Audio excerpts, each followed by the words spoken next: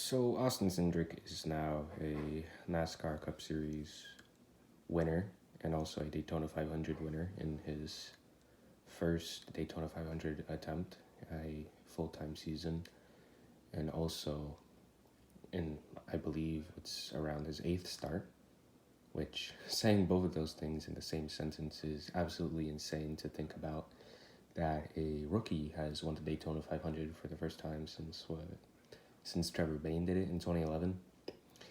And first of all, thinking about the race, a lot of it was just freight training around the track, probably because, it's the first race with the new car, so I know a lot of teams aren't going to want to tear the new vehicles up that badly. So it didn't make for the most entertaining race, but at the end, there were some moments, and throughout the race, there were some moments where it was a good two-train battle for the lead. But yeah, it was crazy to watch Austin Cindric pull that out of his ass on the last few laps. I was really thinking that somebody was going to dump him for the win, But I guess this is what happened if last year in the Daytona 500, if Logano was kind of successful with his block on Brad Keselowski, even involved two Penske cars again. This time it's the two blocking somebody. Austin Cindric kind of pushed his teammate up into the wall, which that kind of rubs me the wrong way. I understand it's the Daytona 500, but this is like going back to the discussion with Austin Dillon and Eric Almirola in the 2018 Daytona 500. Like, when is the line acceptable? Where do you draw the line between wrecking somebody for a win, even if it's the Daytona 500, I feel like that losing that little bit of class we have left in NASCAR is a bit not the best idea. But I mean, it is NASCAR, Since when did we have class? But yeah, congrats to Austin Cindric for winning, even if it's a bit of a questionable way that he won. But yeah, also seeing Denny Hamlin get taken out early. You saw some guys like Denny Hamlin, Joey Logano, and Kevin Harvick. He went into the garage. Some of their cars looked relatively fine. They just ended up having to go behind the wall, which was a little bit surprising. Also, Ricky Stenhouse Jr. getting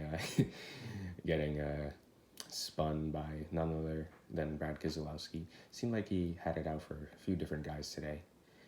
He was strong all day. I was honestly betting on him to win. But I guess, once again, it just isn't in the cards for him to win a Daytona 500.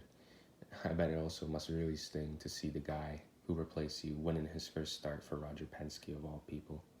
I know that if I was Brad, I'd be kicking myself in the foot. But also, they kind of, the last lap down the backstretch, I feel like the cars weren't really like hooking up to fight against Cindric. They were kind of just like letting him get away in the lead a bit. So I don't know. The restrictor plate racing so far seems pretty decent, but I mean, I'll have to see the rest of the races at Daytona and Talladega this year before we can all really make a collective opinion. But can I just say that the cars look absolutely amazing today, even with the pushed up number. The way that the cars don't look like tin cans anymore, like just like boxes, like you can see on this one from the front. From the front here, it looks like a street car, but from the other angles, like this is just flat. This is just like flat, especially from the rear. Like this isn't very representative of a street car. But the new Gen 7s, they have curves. They're shapely. They actually look like real street cars with molded sheet metal that isn't just steel plates that are banged into shape. These look like they actually came off an assembly line and were converted to become race cars, They also sound great too. And that clip where Chase Elliott was having pitch trouble and flames were coming out of the exhaust, man, that looked so cool. Plus the side pipes are coming from right around there. Man, the cars, they made a real improvement in the way they look. And the verdict is out to be determined on how they race. But I'm a believer. I'll have to say that. So, yeah, great start to the year for NASCAR so far.